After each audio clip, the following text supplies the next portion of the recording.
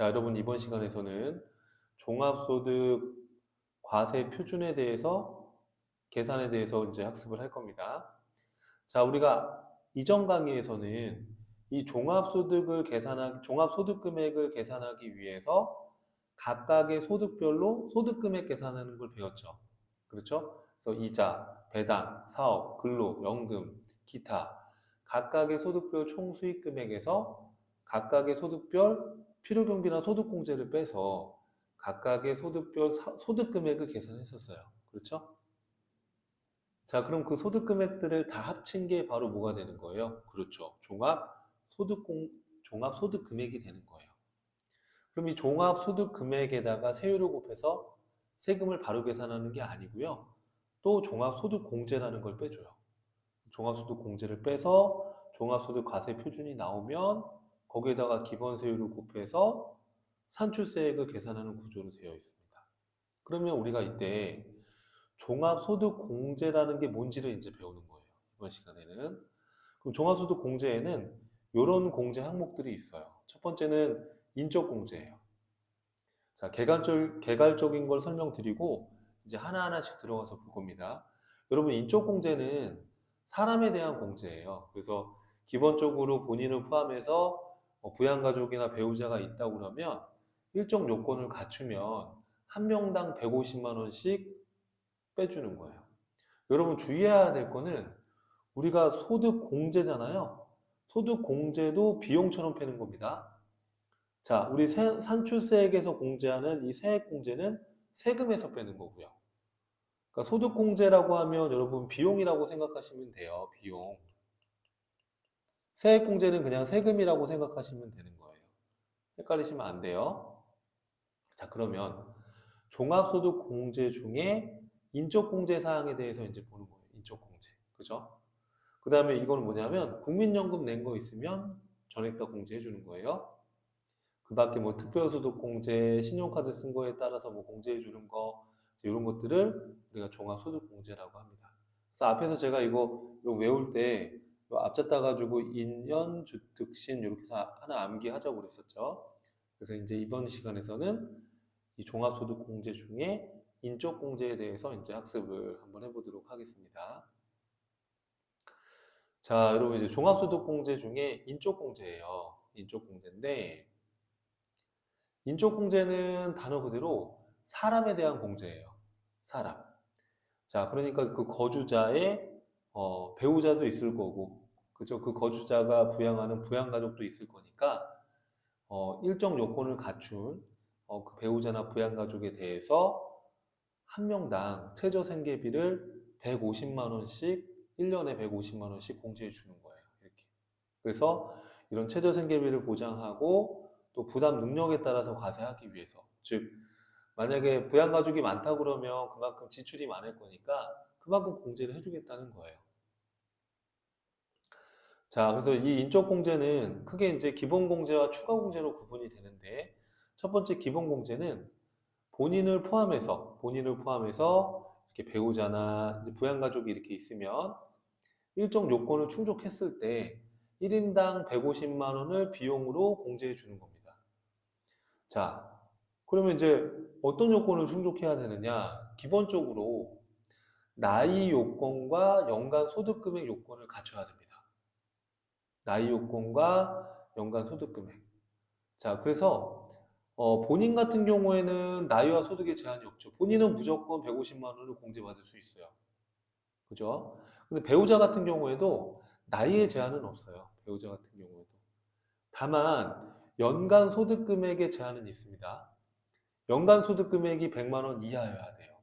그럼 여러분 여기서 주의사항이 이 연간 소득 금액이라는 거의 기준은 뭐냐면 연간 소득 금액이라는 거의 기준은 우리가 종합소득 금액, 종합소득 금액, 또 퇴직소득 금액, 퇴직소득 금액, 또 양도소득 금액 이 세 가지의 소득 금액을 다 합쳤을 때, 이 세 가지의 소득 금액을 다 합쳤을 때 이 금액이 100만 원 이하면 인정해 주겠대요. 근데 여러분 여기서 이제 우리가 또 생각해 볼 건 뭐냐면 중요한 게 여러분, 이 종합소득금액이라는 이 숫자는 우리 이, 배, 사, 근, 연, 기 기억나시죠? 이 6가지 소득을 다 합친 거란 말이에요. 그렇죠? 자, 그런데 제가 이 종합소득금액 계산구조 설명하면서 중요하다고 얘기했던 게 이 종합소득금액 안에는 이 종합소득금액 안에는 혹시 기억날까요, 여러분들?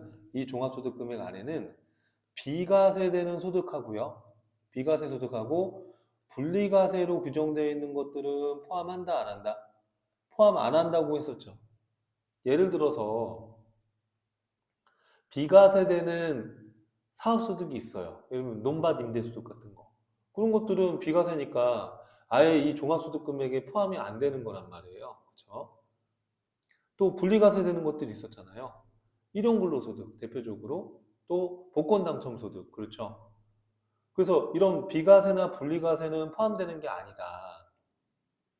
자, 그러면 이 연간소득금액은 종합소득금액, 퇴직소득금액, 양도소득금액을 다 합쳤을 때 100만 원 이하면 된다라고 제가 말씀드렸죠.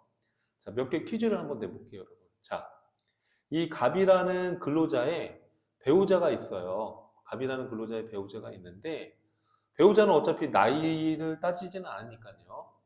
연간소득 금액이 100만 원 이하면 되는데 이 배우자가 소득은 없어요. 그런데 올해 복권이 당첨된 거예요. 복권이 1억짜리가 당첨이 됐어요. 그럼 여러분 이 배우자는 지금 100만 원 넘게 벌었잖아요, 올해. 그렇죠? 하지만 이 복권 당첨 소득은 여러분 종합소득 금액에 합산되어 분리과세예요. 분리과세 되는 거는 요 종합소득 금액에 포함되지 않는 거잖아요. 그죠? 포함되지 않는 거니까 복권 1억이 당첨됐어도 연간소득 금액 100만 원 이하자가 되는 거예요. 이해하시겠죠? 무슨 말인지. 어. 자, 그러고 부양가족은 우리가 누가 부양가족이 있을까요? 우선은 직계 존속, 부모님, 내 위로. 직계 존속 같은 경우에는 우선 나이가 60세 이상이어야 돼요. 왜냐하면 나이가 어느 정도 60세 이상 있으시면은 이게 또 자녀들이 또 부양을 해야 되잖아요. 그죠? 그러니까 그 기준을 60세 이상으로 본 거예요. 그리고 연간 소득 금액이 얼마 이하여야 된다? 100만 원 이하여야 돼요. 이 연간 소득 금액의 기준은 방금 얘기했던 종합소득 금액, 퇴직소득 금액, 양도소득 금액을 다 합쳤을 때 100만 원 이하면 돼요. 이해하시겠죠? 근데 이 종합소득 금액 안에는 분리과세랑 비과세는 포함되지 않습니다. 예를 들어서 직계존속 부모님이 계세요. 직계존속 부모님이 계신데 1원 근로자로 근무하고 계세요. 그래서 1원 근로소득이 한 3, 4천만 원 되거든요. 그래서 여러분 1원 근로소득은 종합소득 금액에 포함돼야 안 돼요. 분리과세니까 포함 안 되잖아요.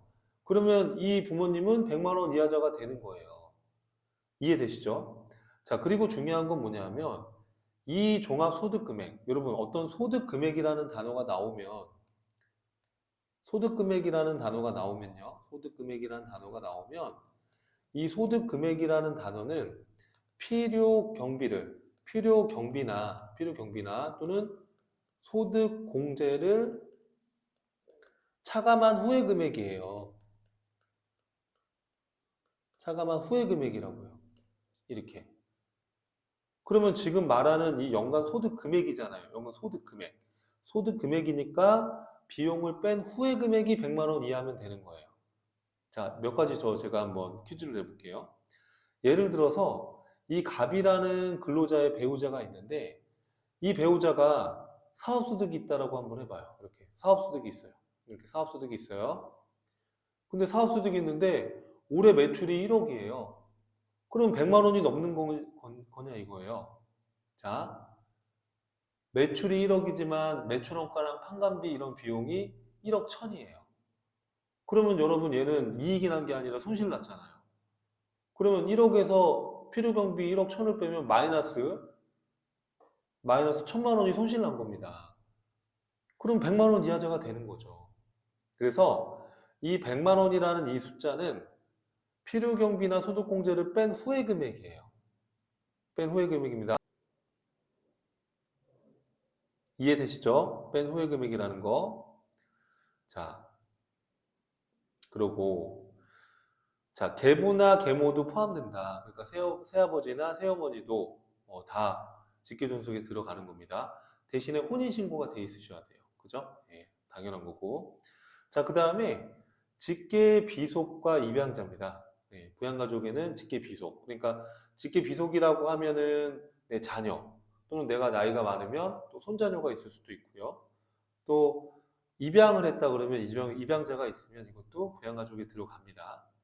그러면 이제 내 밑으로 직계 비속은 연령이 나이가 20세 이하여야 돼요. 20세 이하여야 됩니다. 그리고 똑같아요. 나이가 어려도 소득이 존재할 수 있잖아요.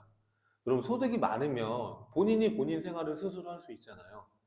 그렇죠. 그러니까 부양하는 거의 기준을 이렇게 본 거예요. 이제 직계 비속은 20세 이하. 20세까지는 20세까지는 부모가 부양을 해줄 수 있잖아요. 그리고 연간소득 금액이 100만 원 이하. 만약에 나이가 어리지만 무슨 뭐 모델로 발탁돼가지고 뭐 이렇게 사업소득이 있을 수도 있잖아요. 예, 그래서 나이가 어려도 연간소득 금액은 따집니다. 자, 그 다음에 또 우리 부양가족이 누가 있대요? 위탁아동. 예, 위탁아동. 내가 이제 아동을 위탁해서 지금 키우고 있어요. 그래서 지금 6개월 이상 직접 내가 양육을 했다라고 하면은 인정해 줍니다. 당연히 위탁아동은 소득이 있을 확률이 높진 않겠지만 뭐 소득이 있을 수도 있으니까 당연히 똑같이 이 연간소득 금액이 100만 원 이하여야 된다는 거. 그리고 이제 위탁아동은 아동복지법에 따르면 18세 미만이에요. 다만 이제 그 여기 밑에다가 메모 제가 해놨습니다만 보호기간이 연장됐다 그러면 또 포함 그 연장된 위탁아동의 경우에는 또 20세 이하 이렇게 또 예외 규정이 있습니다. 하지만 기본적으로 위탁아동은 아동복지법에 따라서 18세 미만 이렇게 규정을 하고 있는데 보호기간이 연장되면 또 20세까지 가능하다라는 거. 뭐 그런 것까지 시험에 나오진 않을 거예요. 그러니까 참고만 하시면 될 것 같고요. 자, 그 다음에 부양가족에는 형제 자매도 포함이 되는 거예요. 형제 자매. 자, 근데 여러분 여기서 이제 또 헷갈리시면 안 되는 게 뭐냐면, 자, 만약에 이 갑이라는 근로자가 본인 혼자 산다라고 한다면 배우자가 없고 이제 부모님만 있겠죠. 근데 결혼을 했다 그러면 어때요? 배우자도 있을 수 있고 이렇게 이 갑 근로자의 부모님도 있을 수 있고요. 자녀도 있을 수 있는 거죠. 그리고 또 누가 있을 수 있냐면 자, 직계존속은 부모님인데 이 갑 근로자 본인의 직계존속만 있는 게 아니라 결혼했으면 그 배우자의 직계존속도 있잖아요. 여기서 이 갑이라는 근로자가 남자다 그러면은 예를 들어 장인 장모님도 있을 수 있잖아요. 그렇죠? 장인 장모님을 부양하고 있을 수도 있죠. 포함되는 거예요. 그러니까 나의 직계존속뿐만 아니라 배우자의 직계존속도 포함되는 거예요. 이해하시겠죠, 여러분? 자, 형제자매도 마찬가지예요. 나의 형제자매뿐만 아니라 이 배우자의 형제자매도 포함되는 거예요, 부양가족 안에. 이해되시죠? 그래서 뭐 이 갑이라는 근로자가 남자다 그러면은 뭐 처제가 있을 수도 있는 거고, 그렇죠? 자, 그래서 이렇게 해서 부양가족에 대해서도 우리가 공제를 해주는데 나이를 따진다는 거예요. 그런데 형제자매 같은 경우에는 조금 희한해요. 아예 어리든지 20세 이하든지 아예 많든지, 그렇죠? 그래서 둘 중에 하나만 걸리면 돼요. 20세 이하이거나 또는 60세 이상이거나. 그래서 우리가 기본 공제를 해줄까 말 거냐 연령을 따질 때는 그냥 여러분 이렇게 이해를 해봐요 한번. 그냥 내 위로는 60세 이상이고 내 밑으로는 20세 이하다. 근데 형이나 동생은 20세 이하나 또는 60세 이상이면 된다. 그렇게 해서 여러분 정리를 한번 해보시고요. 또 연간소득 금액이 얼마여야 된다? 다 100만 원 이하여야 되는 거죠. 이 연간소득 금액의 의미를 이해하는 게 중요합니다. 그냥 단순히 100만 원 이게 아니라 종합소득 금액, 퇴직소득 금액, 양도소득 금액을 합쳐서 100만 원 이하인데 이 종합소득 금액 안에는 이자 배당 사업근로 연금 기타 소득 이런 것들이 다 포함되어 있는 거고 그리고 이 종합소득 금액 안에는 비과세되거나 분리과세되는 건 포함되지 않는다는 거. 그렇죠? 예, 이거를 기준으로 한다는 거, 요거를 꼭 이해하시는 게 중요해요. 그럼 이렇게 나이나 소득의 요건을 갖춘 경우에는 1인당 연 150만 원을 공제를 해준다 이런 얘기예요. 이해되시죠, 여러분? 좀 지저분하니까 이거 지워볼게요. 자, 그런데 다만 이제 장애인의 경우에는 장애인 복지법에 따른 장애인이나 또는 중증 환자나 또는 국가유공자 뭐 이런 경우에는 장애인 공제를 해주는데요. 이 장애인의 경우에는 연령을 따지지 않아요. 대신에 장애인이라 하더라도 연간 소득 금액은 따집니다. 그렇죠? 자, 이게 무슨 얘기냐면 예를 들어서 요 갑이라는 요 근로자가 있는데 이 갑이라는 근로자의 부모님, 아버님이 계세요. 아버님이 59세예요, 여러분. 예를 들어서 소득은 없어요. 빵원이에요. 그러면 여러분 이 아버지를 이 갑이라는 근로자는 기본공제로 인적공제를 받을 수 있을까요? 자, 소득은 없지만 나이가 60세 이상이 아니잖아요. 그럼 기본공제를 받을 수 없어요, 여러분. 그런데 이 아버지가 만약에 장애가 있으세요. 장애인이에요. 장애인 복지법에 따른 장애인이에요. 그럼 장애인이면 공제 가능해요. 왜? 장애인은 연령을 따지지 않겠다는 거예요. 그만큼 장애인에 대해서는 혜택을 주겠다는 거죠. 근데 만약에 이 아버지가 소득이 0원이 아니라 연간 소득 금액이 100만 원을 넘어요. 그럼 장애인이라 하더라도 소득이 많으면 기본공제 받을 수 없는 거예요. 이해하시겠죠? 무슨 말인지. 자, 이렇게 해서 여러분들이 내용 정리를 해주시고, 요 뒤에 보면은 그런 얘기들을 제가 써놨습니다. 자, 보실까요? 자, 다시 한번 확인해 보면, 자, 부양가족에는 배우자의 직계 존속도 포함되는 거고, 배우자의 형제자매도 포함되는 겁니다. 결혼했으면. 장애인은 연령 제한이 없습니다. 하지만 장애인이라 하더라도 소득에 제한은 있다는 거. 자, 우리 공제 대상자의 소득 금액이 100만 원을 초과하더라도 여러분 우리가 연간 소득 금액이 100만 원 기준인데 자, 총 급여만 있을 때 근로소득만 있는 경우에는 총 급여 500만 원까지는 100만 원 이하자로 간주해 줘요. 총 급여만 근로소득만 있다라고 한다면 총 급여 500만 원까지는 100만 원 이하자로 간주해 줍니다. 이것도 이제 좀 비하인드 스토리가 조금 있어요. 여러분 이제 우리가 예전에는 근로소득 금액 계산할 때 예전에는 어떻게 했었냐면 근로소득 금액 계산할 때 우리가 근로소득 금액 계산하는 구조가 여러분 저번에 공부할 때 총 급여액에서 근로소득 공제를 빼는 거잖아요. 그렇죠? 그러면 총 급여가 500만 원이면은 옛날에는 80%를 빼줬었어요. 그 500에 80%면 400이 근로소득 공제가 되고 근로소득 금액은 100만 원이 돼요. 이해되세요, 여러분들? 그래서 예전에는 이 500만 원까지 80%를 빼주다 보니까 총급여가 500만 원이어도 100만 원 이하에 걸리니까 기본공제를 받을 수 있었어요. 그런데 이 세법이 이게 개정이 돼가지고 500만 원까지는 70% 되는 걸로 바뀌었단 말이에요. 그러면 만약에 총급여가 500이면 지금 현재 세법 기준으로는 70%를 근로소득공제로 빼주니까 350이 근로소득공제가 되고 150이 근로소득금액이 돼요. 그럼 100만 원이 넘잖아요. 그렇죠? 그러면 기본공제를 못 받게 돼버린 거예요. 그러니까 이게 또 여론에 좀 이게 또 안 좋게 이제 흘러가다 보니까 이제 세무당국에서는 그러면 이제 또 얘기 좀 해주는 게 뭐냐면 그러면 총급여 500만 원까지는 과거처럼 그냥 100만 원 이하처럼 인정해 줄게. 그렇게 이제 바뀌었던 거예요, 사실은. 이 스토리가. 그래서 뭐 이런 걸 몰라도 돼요, 여러분. 외우면 되는데 이런 좀 내막이 있었어요, 사실은. 그래서 총급여가 500만 원이면 소득 금액이 150만 원이나 되니까 100만 원이 넘으니 기본 공제를 못 받는 게 맞지만 과거에 500까지는 공제가 됐었으니까 그냥 다른 소득이 없다면 근로소득만 있다 그러면 총급여 500만 원까지는 100만 원 이하자로 그냥 인정해 줄게. 이렇게 된 거예요, 중간에. 아시겠죠? 자, 직계비 속도는 입양자와 그 배우자가 모두 장애인에 해당하는 경우에는 그 배우자를 기본 공제 대상자에 포함한다는 건데, 자, 이게 무슨 얘기냐면, 여러분 예를 들어서 이 갑이라는 근로자가 이렇게 있잖아요. 그럼 이 갑이라는 근로자가 결혼해가지고 지금 자녀를 낳았어요. 그럼 나이가 좀 있다 보니까 이 자녀가 또 결혼을 해가지고 이 자녀가 배우자가 있어요. 그러면 이 갑이라는 근로자 입장에서는 예를 들어서 이 배우자가 며느리가 될 수도 있고 또는 사위가 될 수도 있죠. 이 자녀가 남자면은 며느리고 여성이면 사위가 되는 거죠. 이 배우자는. 그러면 이런 며느리나 사위에 대해서 기본공제를 해줄까? 안 해줍니다. 며느리나 사위까지 부양가족으로 보진 않아요.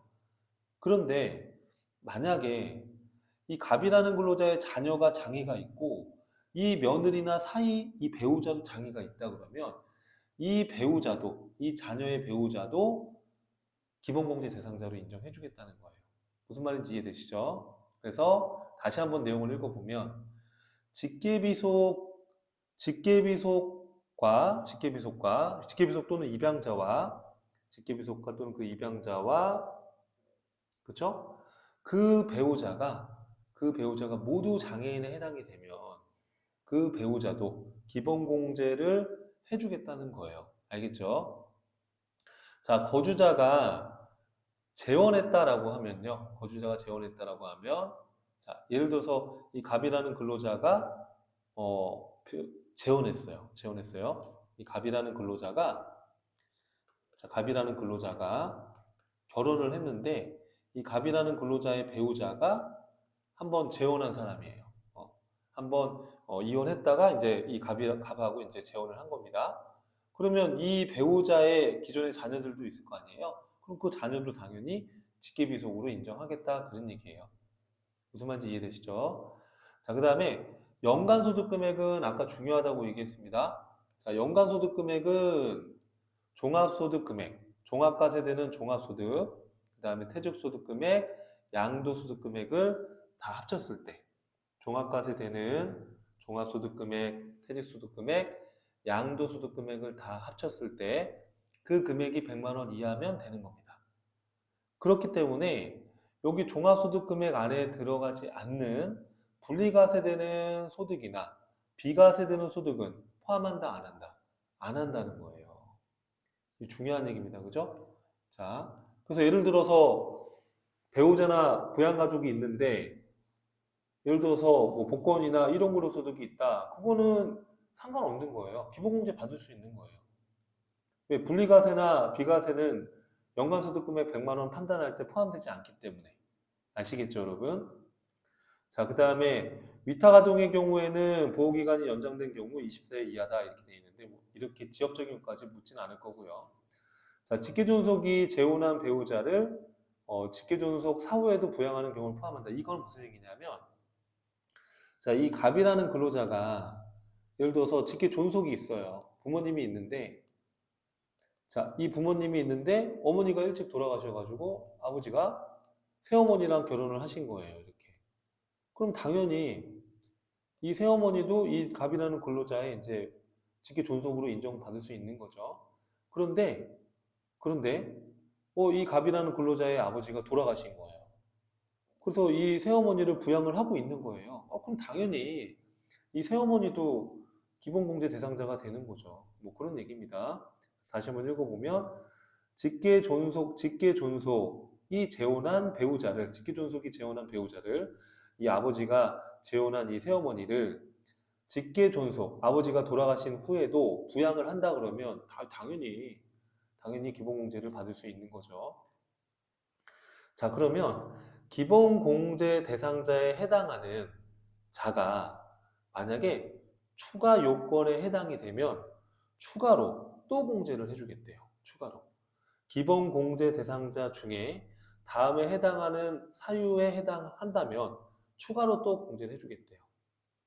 그래서 1인당 해당하는 금액 뭐 추가로 빼준다 이렇게 돼 있는데 자, 경로 우대자 공제. 기본공제 대상자 중에 70세 이상인 자가 있다 그러면 1인당 100만 원씩 공제해 주는 거예요.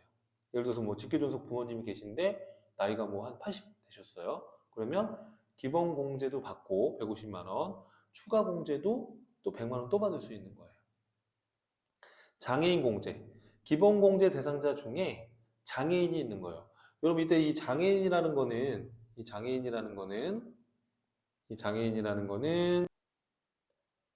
장애인 복지법에 따른 장애인은 당연히 장애인이고, 그죠? 또 중증 환자. 예를 들면은 뭐 암에 걸렸다든지 이래서 병원에 계속 입원을 해야 되는 이런 중증 환자라든지, 또는 국가유공자. 이렇게 중증 환자나 국가유공자도 장애인 공제를 받을 수가 있어요. 여러분 참고로. 그럼 이렇게 장애인복지법에 따른 장애인이나 중증 환자나 국가유공자에 해당이 돼서 장애인 공제를 받는다라고 하면 1인당 200만 원, 연 200만 원씩 공제를 받습니다. 그 다음에 부녀자 공제. 이 부녀자 공제라는 건 뭐냐면 이 갑이라는 근로자가 여성 근로자예요. 그럼 여성 근로자면 부녀자 공제를 받을 수가 있는데, 다만 주의할 거는 소득이 너무 많으면 좀 해주기 그렇잖아요. 그죠? 어느 정도 일반적인 서민들에게 이걸 해주는 거니까 소득이 너무 많으면 안 돼요. 그래서 부녀자 공제는 여성 근로자가 받을 수가 있는데, 종합소득 금액이, 해당 과세기간의 종합소득 금액이 3천만 원 이하여야 돼요.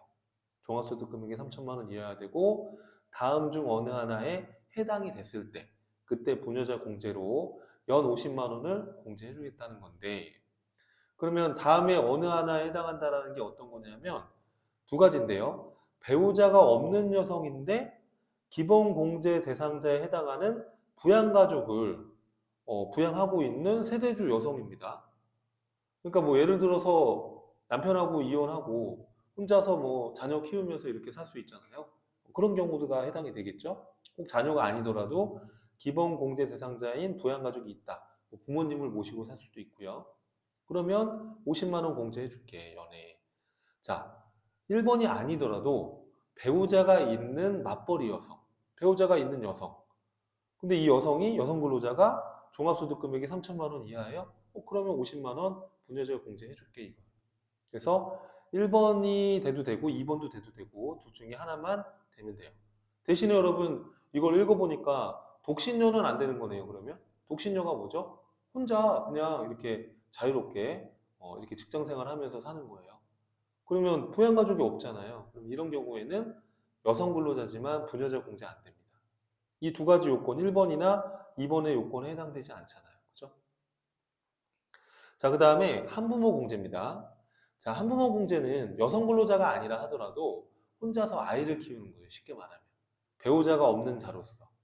기본 공제 대상자에 해당하는 직계비속 또는 입양자가 있다면, 그러면 혼자 아이를 키우고 있는 거죠. 직장 생활 하면서. 쉽게 생각하면.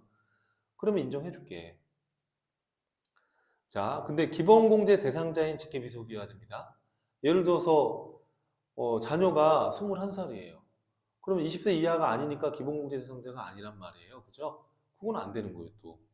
그래서 배우자가 없는 자로서 우리 연령과 소득 요건을 갖춘 기본공제 대상자에 해당하는 자녀나 입양자가 있을 때, 그때는 한부모 공제라고 해서 연 100만 원을 공제해 주는 거예요. 여러분 참고로 지금 여기 보고 있는 이 추가 공제 사항들은요, 이 추가 공제 사항들은 중복 공제가 가능해요. 예를 들어서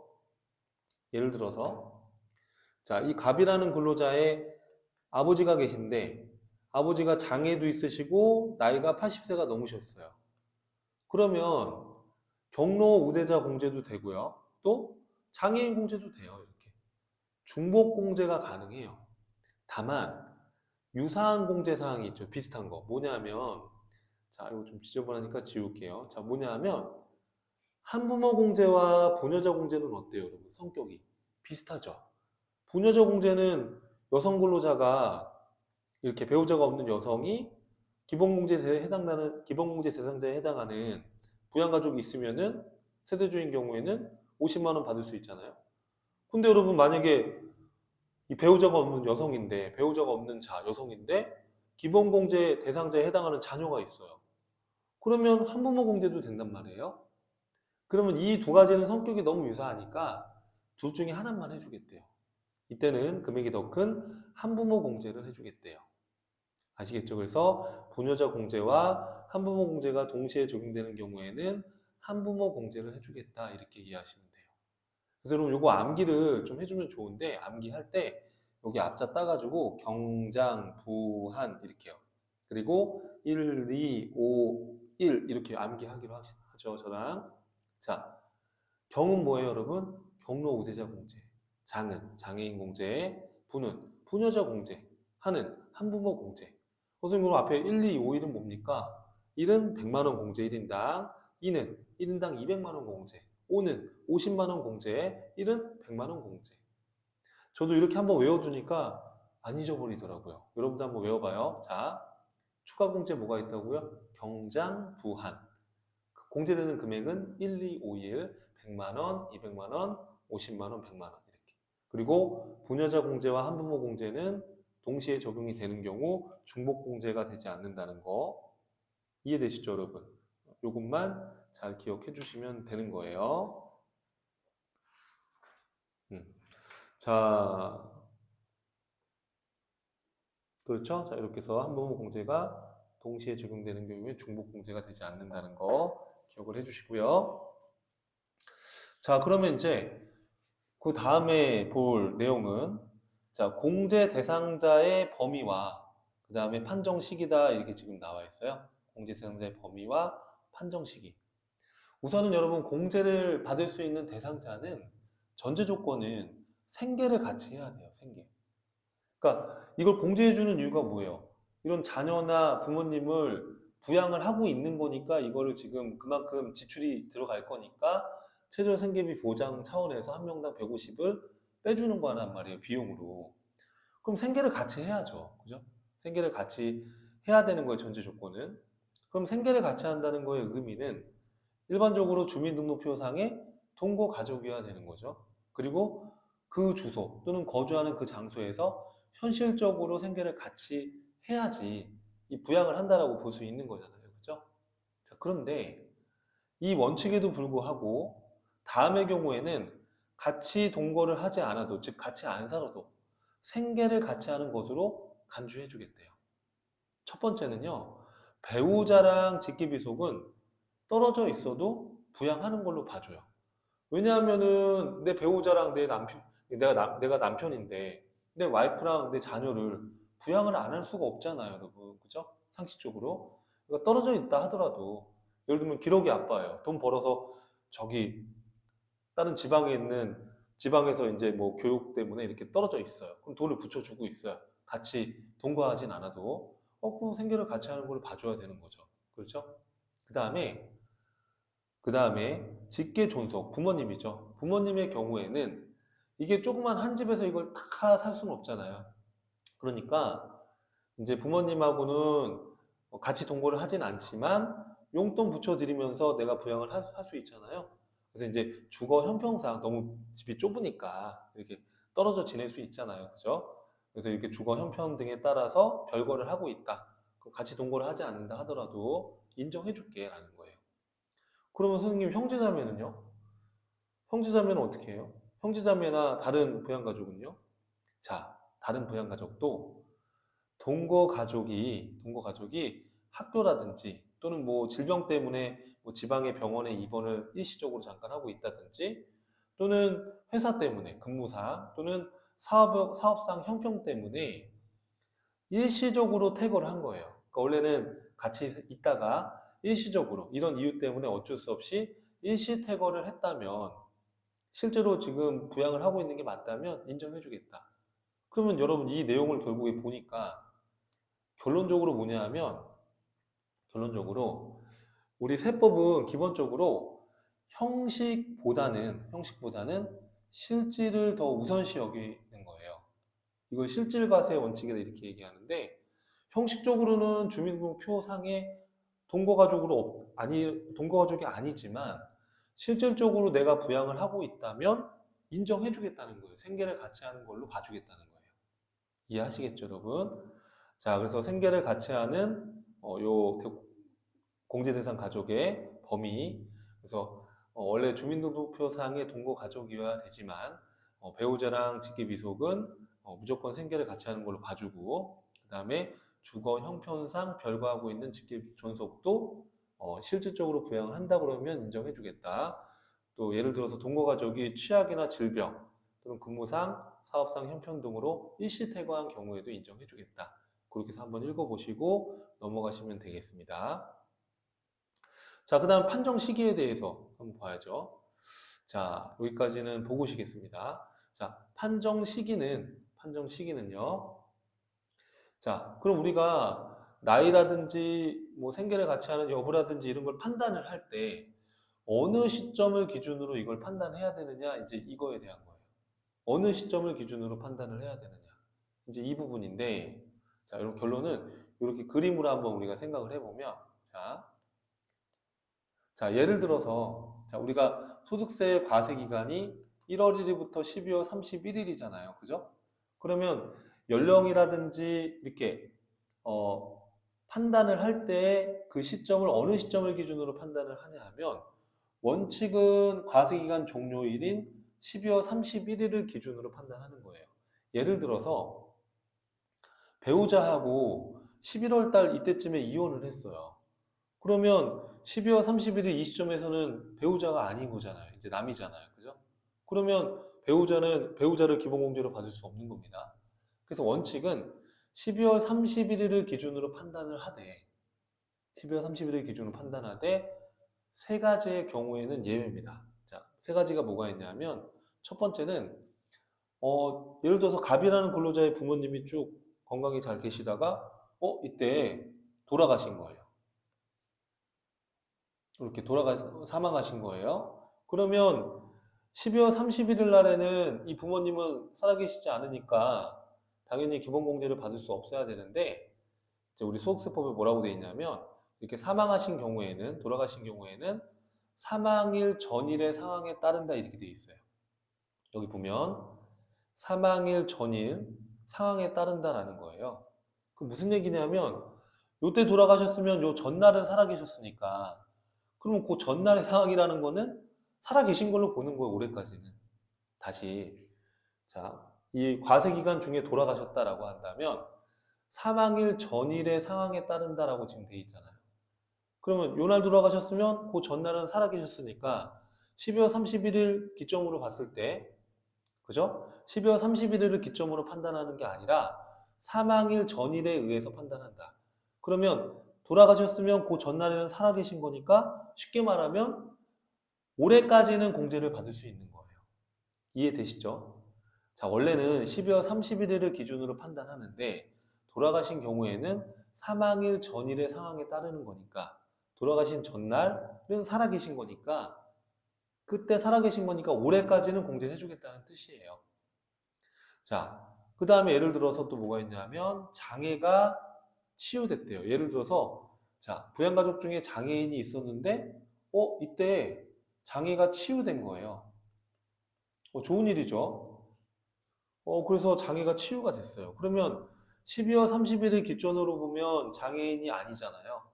하지만 이것도 마찬가지예요. 사망과 동일하게 장애 치유 전일의 상황에 따라 판단하겠다 이렇게 돼 있으니까 원래 12월 31일을 기준으로 판단하지만 장애가 치유되면 이 치유된 날 전날의 상황으로 판단하는 거예요. 그러면 치유되기 전일이면 장애인인 거잖아요, 아직은. 그죠? 그러니까 올해까지는 장애인으로 봐준다 그런 뜻이에요. 이해되시겠죠? 자, 그다음 마지막으로 연령 기준입니다. 자, 연령을 판단할 때는 해당 연도 과세 기간 중에 해당 연령에 해당하는 날이 하루라도 있으면 올해까지는 공제 대상자로 봐주는 거예요. 예를 들어서 자, 자녀가 있는데 이 자녀가 이때쯤에 생일이어가지고 얘가 이때 20살인데 생일이어가지고 생일 지나면 21살이 되잖아요. 그죠?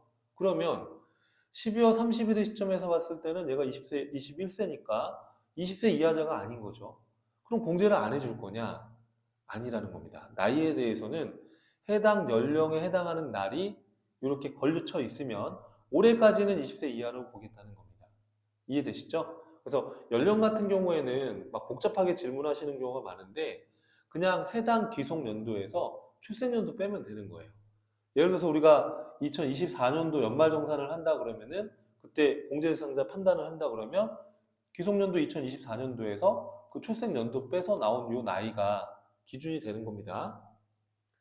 자, 그래서 여러분 지금 이번 시간에서는 이렇게 기본 공제 대상자로 인정할 거냐 말 거냐 그런 것들에 대해서 공부를 했고 또 추가 공제 그렇죠? 추가 공제, 경장부한 1, 2, 5일 이런 얘기들을 했습니다. 그래서 이거는 프로그램 입력할 때 여러분들이 판단해가지고 공제 받을 거냐 안 받을 거냐 판단해야 되기 때문에 이 정도 내용은 꼭 정리를 하고 계셔야 됩니다. 아시겠죠? 자, 고생 많으셨고요. 다음 교시에서 뵙겠습니다.